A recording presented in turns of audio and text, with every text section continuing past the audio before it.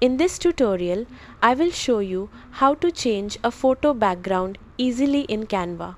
First, open Canva and go to your design or create a new one. Upload your photo using the Uploads tab and drag it onto your canvas. Click on the photo to select it. Now click on Edit Photo in the top toolbar. Select the Background Remover option and wait for Canva to remove the background. If needed, use the Erase or Restore brush to fix small areas.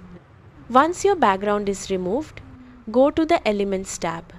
Search for a background like beach, gradient or any style you like. Click on a background to add it to your canvas. Drag it behind your subject so your image appears in front. Resize the background to fit the canvas properly. You can try different backgrounds until you find the one that looks best.